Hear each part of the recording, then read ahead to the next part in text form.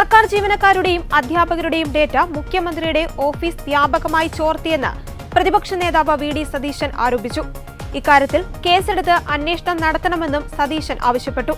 പുതിയുഗ യാത്രയുടെ കോട്ടയം ജില്ലയിലെ പര്യടനത്തിനിടെ കാഞ്ഞിരപ്പള്ളിയിൽ മാധ്യമങ്ങളോട് സംസാരിക്കുകയായിരുന്നു അദ്ദേഹം. അല്ലാതെ ഹൈക്കോടതിയുടെ വിധി നേരത്തെ ഉള്ള കാര്യം ഞങ്ങൾ ചൂണ്ടിക്കാണിച്ചാണ്. ഒരാളുടെ അനുവാദമില്ലാതെ അയാളുടെ വ്യക്തിപരമായ ഡാറ്റ ചോർത്താൻ പാടില്ല. ഇത് വ്യാപകമായി സർക്കാർ ജീവനക്കാരുടെ, അധ്യാപകരുടെ, എല്ലാവരുടെയും ഡേറ്റ മുഖ്യമന്ത്രിയുടെ ഓഫീസിൽ ചോർത്തിയിരിക്കുകയാണ്. മുഖ്യമന്ത്രിയുടെ ഓഫീസിലെ ഉത്തരവാദികളായ ആളുകൾക്കെതിരായി കേസെടുത്ത് അന്വേഷിക്കണം. ഡാറ്റ ചോർത്തല് വലിയ കുറ്റകൃത്യമാണ്. എന്റെ വ്യക്തിപരമായ ഡാറ്റ ചോർത്തിയാൽ അത് ദുരുപയോഗം ചെയ്യപ്പെടാം പല രീതിയിൽ. ഇപ്പൊ സൈബർ ഫ്രോഡുകൾ കൂടി നടക്കുന്ന കാലമാണ്. മാത്രമല്ല, ഡാറ്റ വിൽപ്പനയ്ക്ക് വയ്ക്കും. വലിയ ഫാർമസ്യൂട്ടിക്കൽ കമ്പനികൾ ഉൾപ്പെടെയുള്ള ആളുകൾ കോടിക്കണക്കിന് രൂപയ്ക്കാണ് ഈ ഡേറ്റ വാങ്ങിക്കുന്നത്. ആ ഡേറ്റ ചോരാൻ പാടില്ല. ഡാറ്റ എന്ന് പറയുന്നത് വിലപ്പെട്ട സ്വത്താണ്. അത് അറിയാത്തവരാണോ മുഖ്യമന്ത്രിയുടെ ഓഫീസിൽ ഇരിക്കുന്നത്? CPM നേതൃത്വത്തിനും മുഖ്യമന്ത്രിക്കും പങ്കുണ്ട് ഈ ഡാറ്റ ചോർച്ചയിൽ.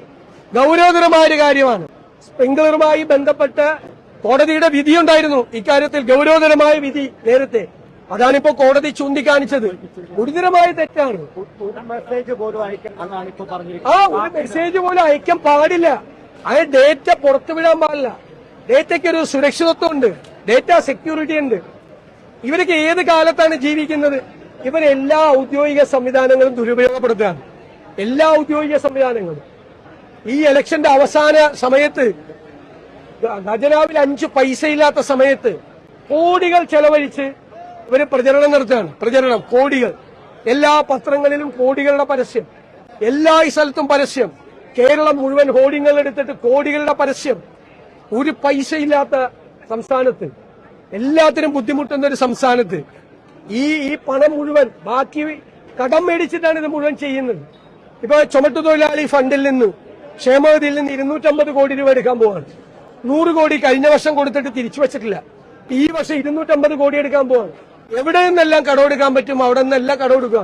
കോപ്പറേറ്റീവ് ബാങ്കുകളിൽ നിന്ന് 10,000 കോടി എടുക്കാൻ.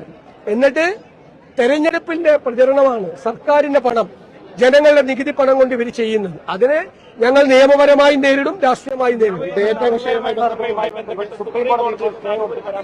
അല്ല, അത് ഹൈക്കോടതി വിധി വളരെ കൃത്യമാണ്.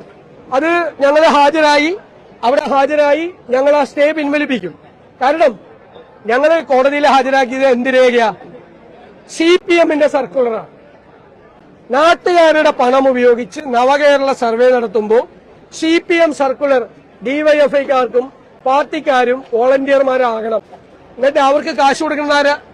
പൈസ കൊടുക്കുന്നത് ഞാനും നിങ്ങളും അടയ്ക്കുന്ന നികുതി പണം. CPMന്റെ തെരഞ്ഞെടുപ്പ് പ്രചരണമാണ്. മുഖ്യമന്ത്രിയുടെ ശബ്ദരേഖ പുറത്തു വന്നില്ലേ?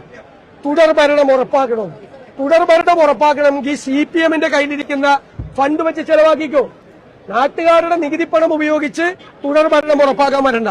അപ്പൊ ഈ ഡേറ്റ എങ്ങനെയാണ് ഈ സ്വകാര്യ ഏജൻസിക്ക് ലഭിച്ചത് എന്ന കാര്യത്തിൽ കോൺഗ്രസിന്റെ ഒരു ഡേറ്റ മണ്ഡലങ്ങളിലും ഞങ്ങള് ഇല്ലെന്ന് നിങ്ങൾ തെറ്റായ വിവരമാണ്. ഇത് മുഖ്യമന്ത്രിയെ രക്ഷിക്കാൻ വേണ്ടി കൈരളിയുടെ ചോദ്യമാണ്. അതായത് മുഖ്യമന്ത്രിയുടെ ഓഫീസ് ഡേറ്റ ചോർത്തി. എടോ, ഞങ്ങൾ ഡേറ്റ ചോർന്നെങ്കിൽ ഞങ്ങൾക്കെതിരെ കേസെടുത്തോളാൻ പറയാം. എന്നിട്ട് വെറുതെ ഒരു അബദ്ധം ചോദിച്ചോണ്ട് വരണ്ട. അബദ്ധം പറയുന്നു.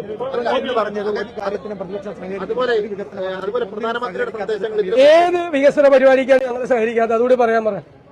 ഞങ്ങൾ ആകെ ശക്തിയായി എതിർത്ത ഒരു പദ്ധതി ഏതാ? കേരയിൽ. അത് പോയില്ലേ? നടന്നില്ലല്ലോ.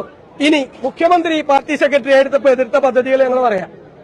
വിഴിഞ്ഞം പദ്ധതി ഇപ്പൊ ക്രെഡിറ്റ് എടുക്കണ്ടല്ലോ മുഖ്യമന്ത്രി.